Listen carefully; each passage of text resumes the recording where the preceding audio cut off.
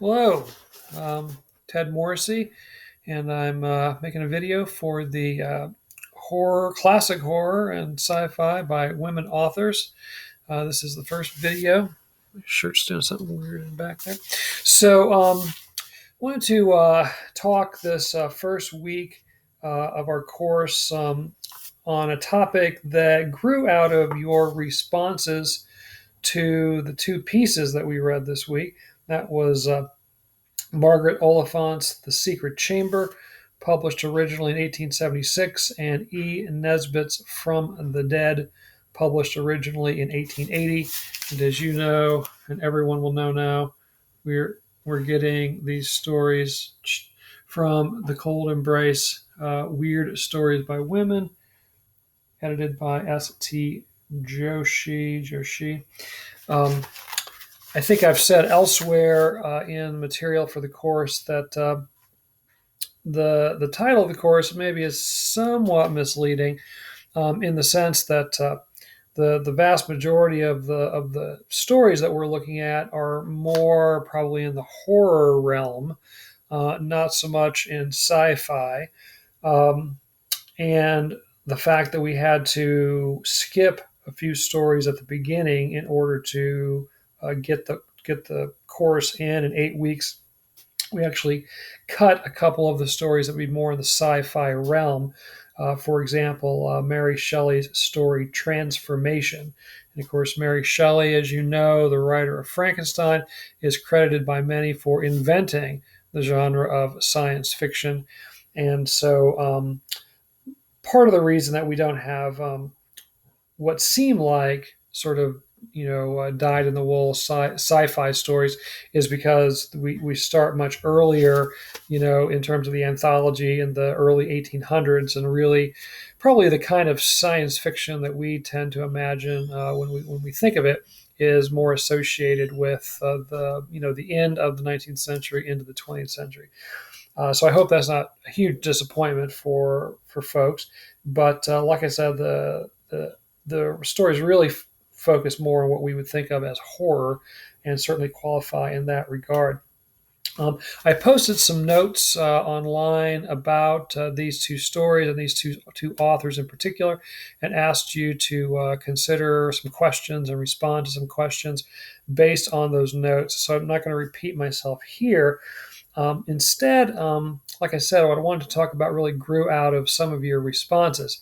As you know, you are being asked to approach these stories via various critical theories. And I know I keep coming back to that, which sort of implies that's really super important, and it really super isn't. I think it's worthwhile to try to use these various critical models, be it feminist, Marxist, queer theory, psychoanalytical, Freudian, whatever you want to call it, etc. Because I think it's good to be familiar with them. And also, as I've said, it sort of jolts us out of our default reading mode. Good readers, especially, I think, have particular ways that they approach text, and it works, and it's been working for them since they were little kids. So they tend to kind of always get into that familiar pattern of reading text and looking for certain kinds of elements in it because we're creatures of habit. Human beings are. It's probably helped us to evolve and stay alive all these years, doing what works for us and not experimenting too much. But I do think that that default mechanism of reading can kind of blind us to some really interesting things that might be going on in these stories if we were to look at them in a different way. So, requiring you to use various critical models is really just sort of a maybe an artificial or synthetic way of sort of forcing you to have to look at the stories differently than you might normally look at them. And if you're very comfortable reading the stories in a feminist sort of way, which obviously a book that has specifically only women writers, that obviously kind of lends itself to that. That's fine, But if that is your comfort zone, it's great if you wrote in that sort of way, looking at the stories in that sort of way this first time around. But I really want to encourage you to spread your wings. Try looking at these stories in various kinds of ways. And again, the main reason being that I think you'll see elements in them, themes, characterization, elements of setting, perhaps, whatever it might be, that you might not notice necessarily if you approach the stories from your normal sort of cerebral glide path sort of thing. And like I said, this time around, a couple of you talked about these stories from a moral standpoint, looking at kind of a Platonic approach to the stories, which I thought was really interesting. And of course, as soon as you started talking about the morals that may be represented in the stories, it got me thinking of this guy. Terrible at this. William H. Gass. As you know, if you have taken my courses before, as a few of you have, this is my idol, my literary idol, William H. Gass. He passed away in 2017. Was born in 1924, July 30th, North Dakota, Fargo, North Dakota. And anyway, I discovered Gass, more than a decade ago, and he completely changed my life. In terms of my writing, obviously, but also my teaching, and just the way I've kind of view the world, just the way he wrote and the way he talked about, life and so forth, really made a lot of sense to me, and it really opened up a lot of avenues for me in terms of my own creativity. And so I've been a devoted uh, disciple of the master, as I call him. In fact, my whole family calls him that. And so I oftentimes will try to work Gass into the conversation, even if the course doesn't specifically list him on the reading list. I do try to include some of his books in some of my courses. Obviously, he wouldn't fit into this reading list very comfortably, but the reason I bring him up here is because he sort of famously, in certain circles, it's famous at least, had a debate with his friend and fellow novelist, fellow teacher of writing, etc., John Gardner, about whether or not fiction should be moral. Um, Gardner was of the opinion that it should be, that when a writer writes a short story or writes a novel, that they should be thinking about the moral implications of what they're writing, what the choices the characters are making and what happens to them, by the end of the story, and so on, that those should have all that should have sort of moral sheen to it, and the writer should be conscious of that. Gass did not believe that. He did not believe that morality was the purview of writers of fiction.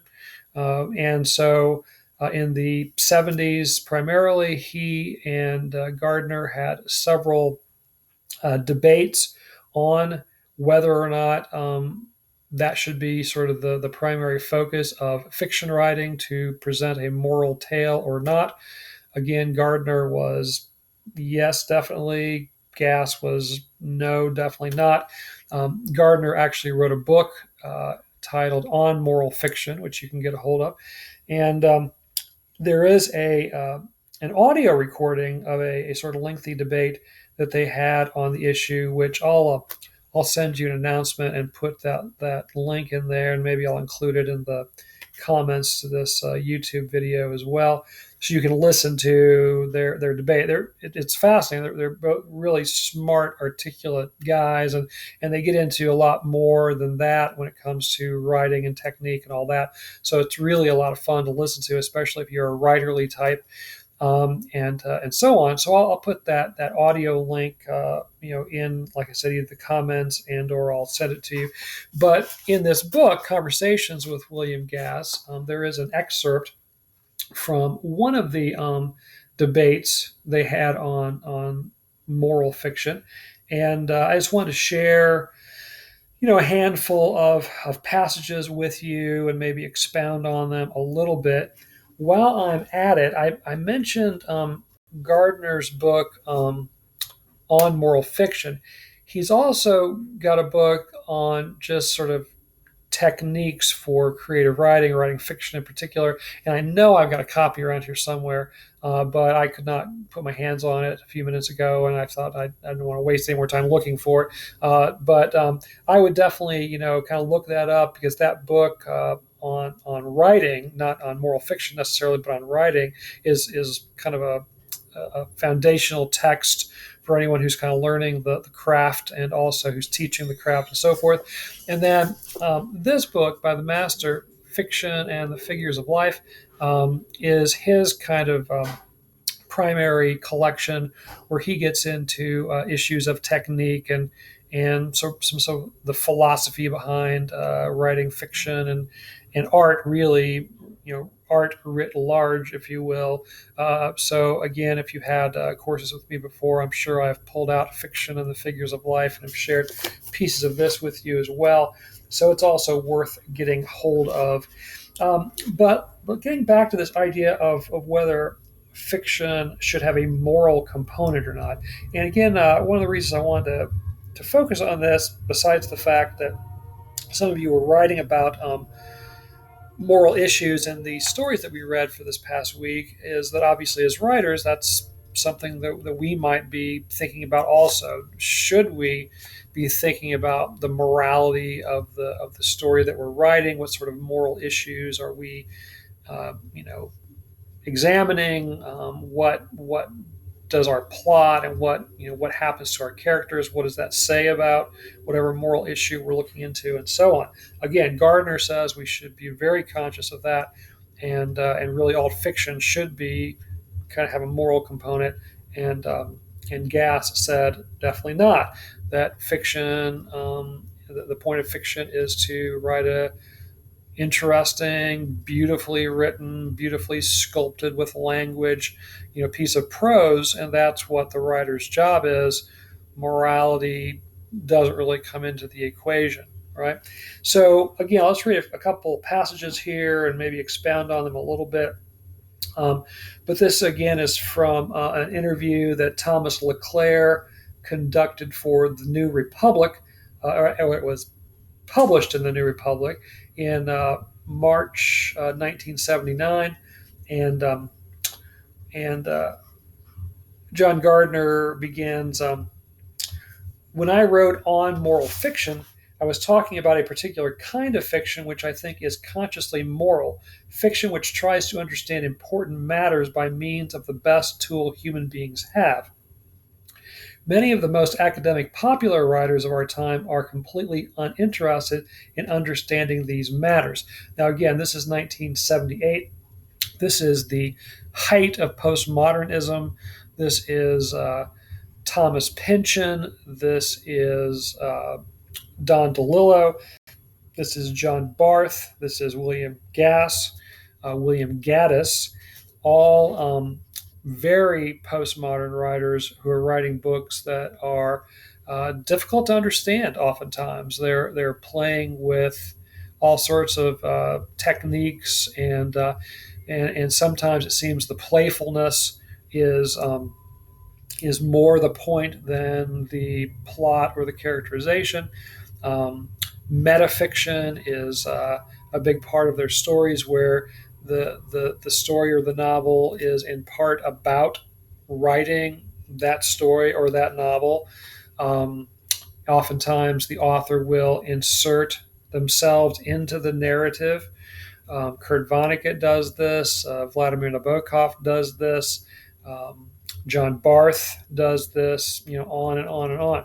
And so that's what Gardner is referring to here when he talks about um, academically popular writers. In other words, the masses may not be buying their books, and turning them into bestsellers, but they are being taught in universities, and people are writing papers and books about them, and going to conferences and giving talks about them. Graduate students are reading them, because they're on reading lists, and so forth and so on.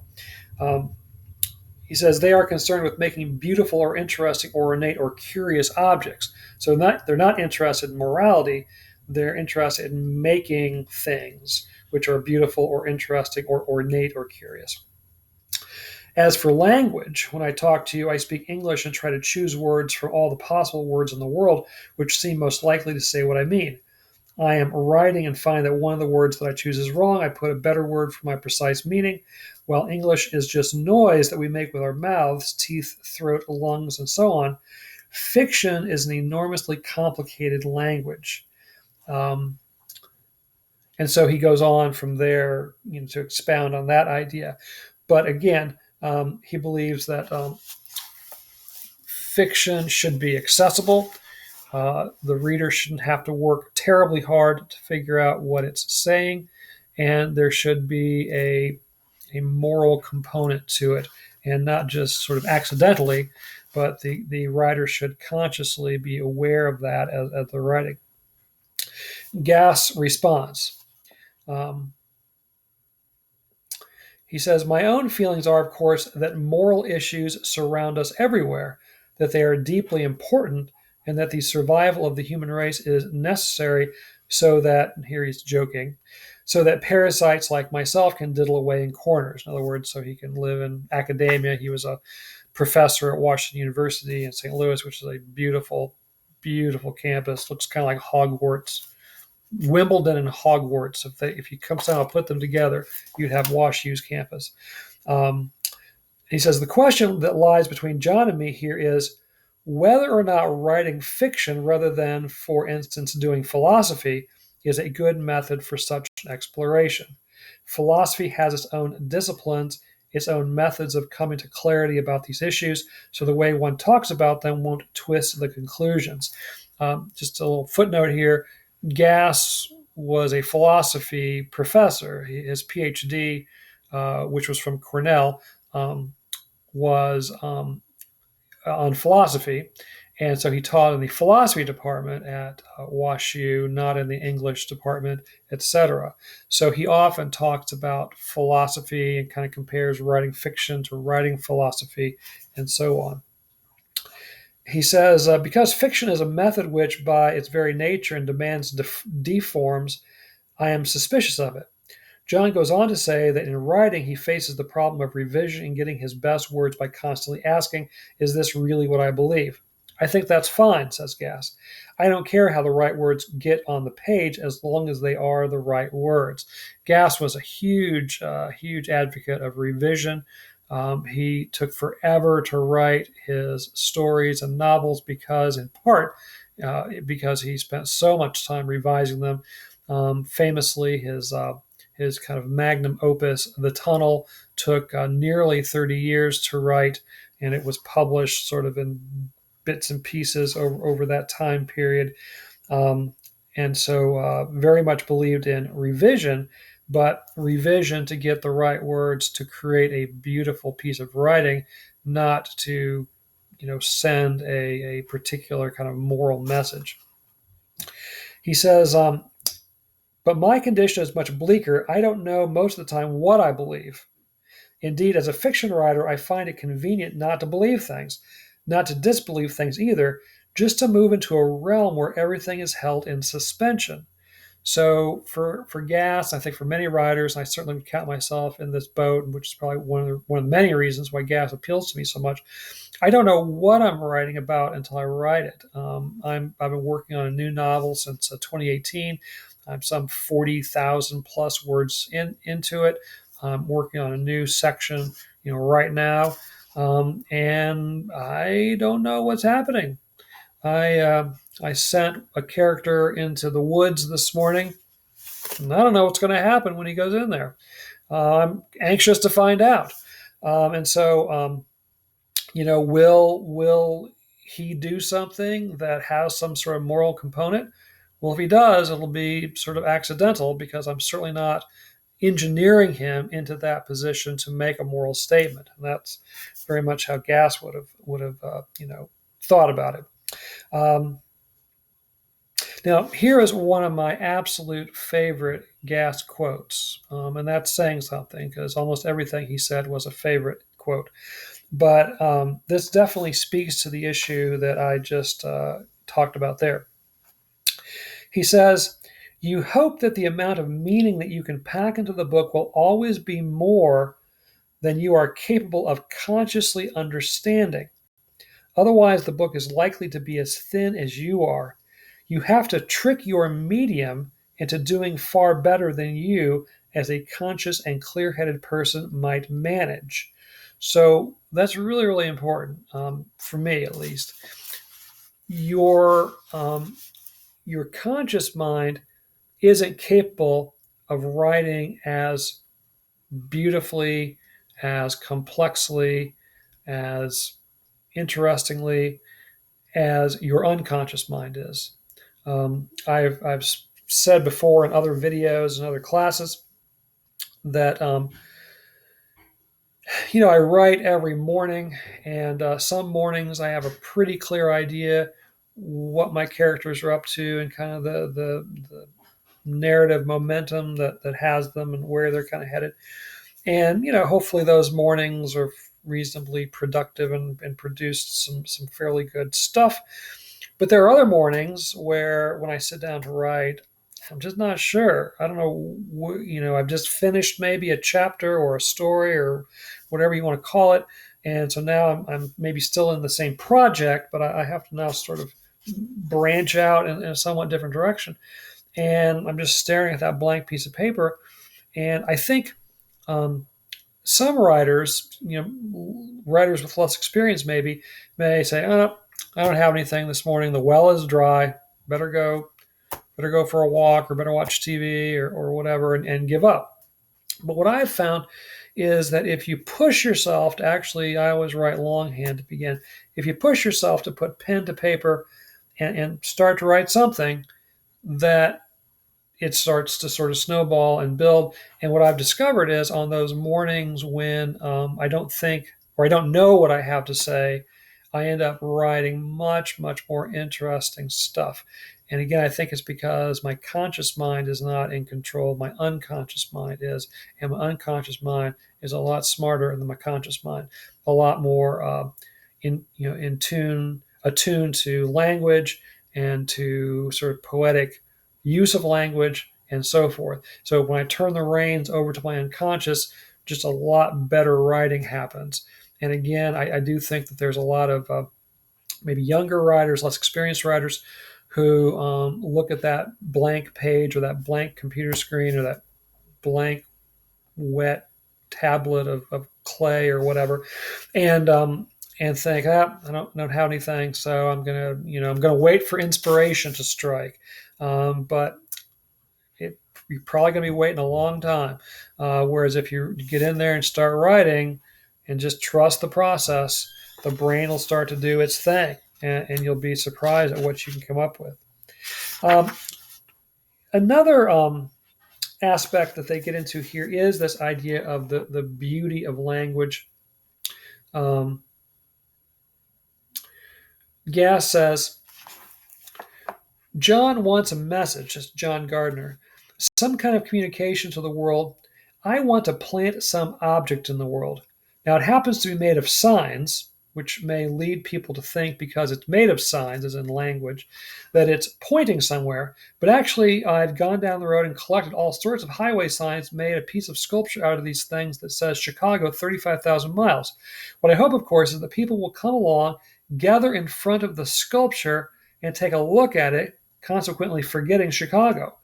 I want to add something to the world which the world can then ponder the same way it ponders the world. Now, what kind of object? Old romantic that I am, I would like to add objects to the world worthy of love. I think that the things one loves, most particularly in other people, are quite beyond anything they communicate or merely mean, quote unquote. Planting those objects is a moral activity, I suppose. You certainly don't want to add objects to the world that everybody will detest. Oh, another slug made by Bill Gass. That's likely to be their attitude. But you don't hope for it. The next question is, why is it that one wants this thing loved? My particular aim is that to be loved because it is so beautiful in itself, something that exists simply to be experienced. So the beauty has to come first. Gass was very uh, interested in other art forms. And he often structured his stories and his books, his novels, with other kinds of art forms in mind. Again, his magnum opus, The Tunnel, he was working with the composer Schoenberg's 12-tone musical system, and so he structured the novel according to this 12-tone musical system. um, he also was very interested in architecture. He was married to Mary Henderson Gass, who was a really talented architect. I don't know which came first, his interest in architecture, and then he married Mary or vice versa. But in any event, he was very interested in architecture. And so he often talked about his books in a sort of architectural sense. And what he would talk about is that experiencing a novel, let's say, is similar or should be similar to experiencing a really artistically, aesthetically pleasing, um, building. Going into a house or an office building or some kind of structure, that has been built really well in terms of its aesthetics. And as you walk through this structure and you experience all the various architectural features, it makes an impression on you. And then by the time you get to the other side of the building, go out the back door or whatever, you've experienced the entire building, but you've only experienced it like one little space at a time, one little room, one little stairwell, one hallway, whatever.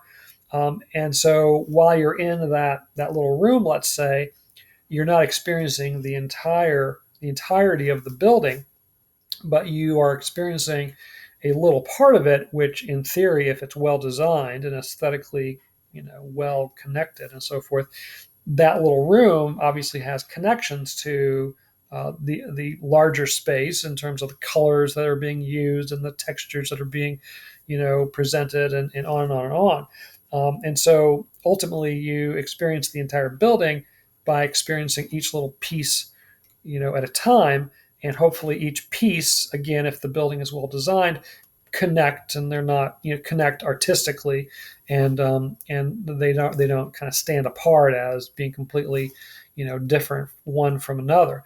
And so he would talk about writing a novel that way, that's how we experience a novel. We read from the first page to the last, and so we ultimately experience the whole thing, but we can't experience the whole thing at once. We have to experience a little scene, a little chapter, a little scene, a little chapter, and then over time we experience the whole thing. So this sentence, my particular aim is that it be loved because it is so beautiful in itself, something that exists simply to be experienced. So the beauty has to come first. And so what he meant by that is that is the number one priority of the writer, to write beautiful language, plot, characters, characterization, setting, all that stuff. That's secondary. The main thing is to write beautiful language. And I actually am supposed to present a paper on Gass, and I took the title of the paper from that sentence and that concept. I had to change it a little bit. I changed it to "Beauty has to come first." Unfortunately, that paper keeps getting put on hold. I was supposed to present it at a conference on the short story in English in Italy in 2020. Then this funny thing called the pandemic happened. Not funny at all, obviously.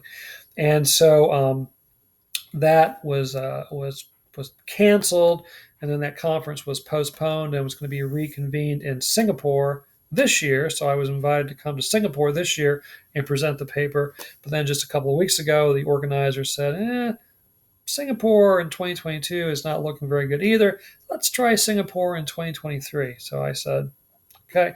So I hope one day to present this paper on Gass's aesthetic theories when it comes to narrative, And I'm drawing particularly on that idea that the beauty of the language is the primary objective of the writer. All the other stuff comes next, right? So I'm going to stop there. That's already fairly lengthy. Maybe I'll come back to some other issues here eventually, but I think it's worth considering as writers where we kind of fall on that spectrum. Are we kind of towards the John Gardner end of the spectrum where we think that fiction should have a really clear moral purpose, and we should be thinking about the morality that we are sort of experimenting with and studying in almost sort of a laboratory setting via our fiction? Or are we on the other extremity, which is the William Gass extremity, which is the morality is not the purview of the fiction writer. The fiction writer is supposed to write a beautiful story that hopefully has an interesting plot, interesting characters, and it's going to have a moral thread in it because it can't help but to have a moral thread. But morality is getting into the meaning of the text, and the meaning is the reader's job. If a writer tries to force meaning into the story, it almost never goes well. There's going to be meaning in it, but that meaning is a sort of two-way street, sort of a double project, a partnership. That's a better word for it, between the writer and the reader, because the reader has to bring their own experiences, their own sort of moral paradigm to the reading experience in order to figure out what they think the story may be about. The writer may have some ideas along those lines, but they're just trying to write a good story, with beautiful language and all that stuff. All right. So where do you fall on that?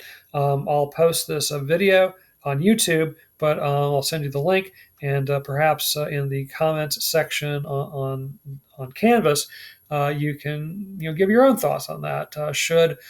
Should morality be something the fiction writer is thinking about as they compose their fiction? Should they make plot choices, characterization choices based on their moral implications, or not? Is that just not something the writer should consider at all? All right. So thanks for watching and listening, and I'm curious to see what you'll say about that.